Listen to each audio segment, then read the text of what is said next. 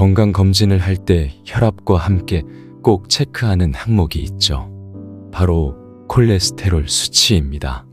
콜레스테롤은 무조건 몸에 나쁘다고 생각하기 쉽지만 사실 적정량은 우리 몸에 필요한 성분이죠. 문제는 혈액 내의 지방이나 콜레스테롤이 필요 이상으로 많이 생기는 상태, 즉 고지혈증입니다. 하지만 당뇨, 혈압 등에 비해서 고지혈증은 유전적인 경우를 제외한다면 식습관을 비롯한 전반적인 생활습관을 개선하는 것만으로도 빠르게 치료가 가능합니다.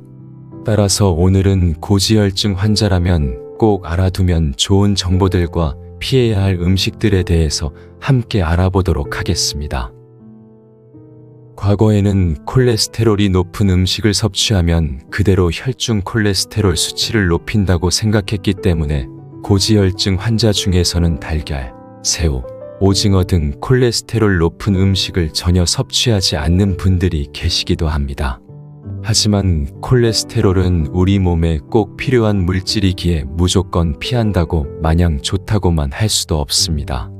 또한 음식을 통해 섭취하는 콜레스테롤의 양은 상당히 적고 콜레스테롤의 섭취보다 간에서 콜레스테롤의 합성이 혈중 콜레스테롤에 미치는 영향이 훨씬 큽니다.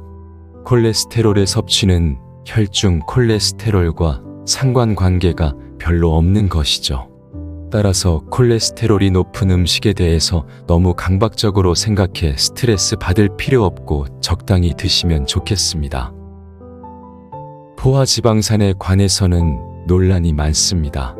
수십 년 동안 전문가들은 포화지방산은 건강에 좋지 않고 특히 심장병의 위험을 증가시킬 수 있다고 말해왔습니다. 앞서 말했듯이 콜레스테롤의 섭취보다 간에서 콜레스테롤의 합성이 혈중 콜레스테롤에 미치는 영향이 큽니다. 그런데 포화지방산을 섭취하면 간에서 콜레스테롤을 합성하기 때문에 우리 몸의 혈중 콜레스테롤 수치를 높이고 각종 대사질환을 유발하는 원인이 될 수 있습니다. 따라서 총지방 섭취를 제한하면서 특히 포화지방산을 중심으로 섭취 비율을 낮추는 것을 권장해 왔습니다. 미국 심장협회에서도 하루 섭취 칼로리의 5에서 6% 이하, 13g 이하로 포화지방산 섭취를 가이드하고 있습니다. 하지만 포화지방산이 본질적으로 몸에 해롭지 않을 수 있고 건강을 증진시키는 식단의 일부로 포함될 수 있다는 연구 결과가 나오고 있습니다. 포화지방산이 콜레스테롤 수치에 영향을 주기는 하지만 동맥경화 진행과 관련이 큰 작고 치밀한 LDL 콜레스테롤이 아닌 크고 엉성한 LDL 콜레스테롤을 주로 증가시킨다고 합니다. 또한 포화지방산이 심혈관 질환을 포함한 다른 질병들 사이에 중요한 연관성이 없다고 합니다.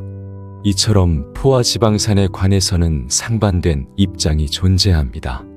고기에 관해서도 소고기, 돼지고기 특히 마블링 지방이 많은 부위는 포화지방산이 높아 다 제거하고 먹어야 한다는 의견도 있고 과도하게 섭취하지 않고 고기를 튀기거나 가공하는 경우가 아니라면 먹어도 좋다라는 의견도 있습니다. 사실 콜레스테롤, 포화지방산 등 특정 영양소가 내 몸에 좋다, 안 좋다를 획일화하기는 어렵습니다.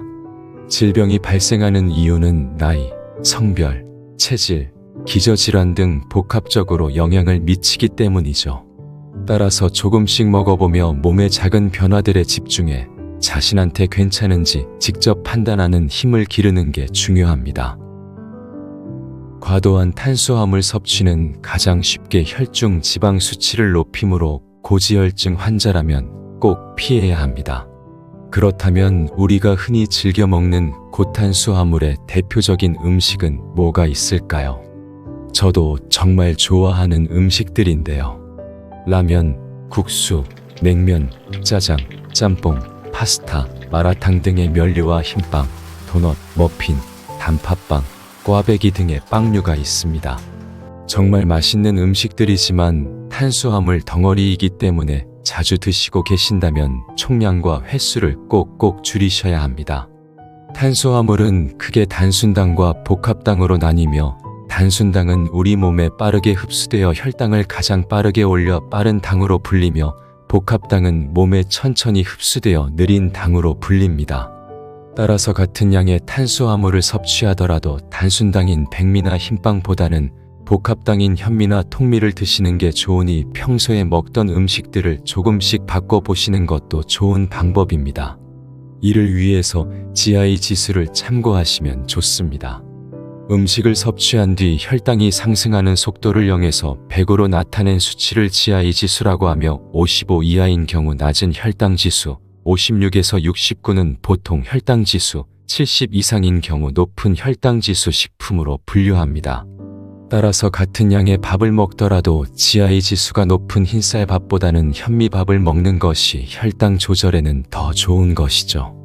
하지만 GI 지수가 낮더라도 지방 함량이 많거나 건강에 좋지 않은 식품들도 있으므로 GI 지수를 단독으로 맹신해서는 안 됩니다.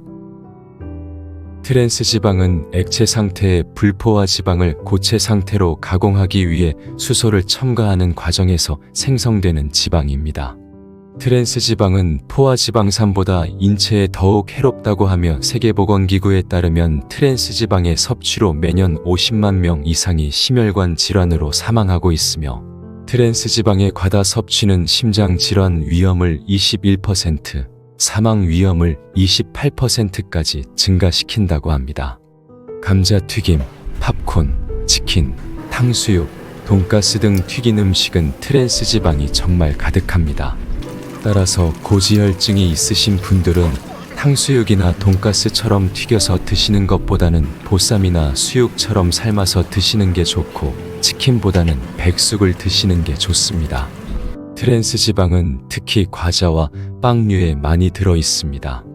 제과제빵에 쓰이는 마가린, 저가용 쇼트닝 등이 트랜스 지방을 많이 함유하고 있기 때문에 빵 냄새가 나를 유혹한다고 하더라도 떨쳐내셔야 합니다. 정리를 해보면 전반적인 식단의 질을 높이고 규칙적인 운동을 꾸준히 하는 게 특정 영양소에 초점을 맞추는 것보다 훨씬 중요합니다. 콜레스테롤과 포화지방산에 너무 집착할 필요는 없고 그것보다 고탄수화물과 트랜스지방 섭취를 줄이는 게 더 중요하다고 말씀드릴 수 있겠습니다. 말은 쉽지만 실천하기는 힘들죠. 운동 같은 경우에는 신체 기능의 균형을 유지하기 위하여 주에 3회 정도의 유산소 운동과 더불어 1에서 2회 정도의 근력 운동을 병행하시는 게 좋습니다. 이렇게 해서도 되지 않는 경우에는 유전성 심혈관계 질환을 앓고 있을 수도 있어 약물 치료도 병행해야 하니 병원을 꼭 방문해서 정확한 진단을 받으시면 좋겠습니다. 고맙습니다.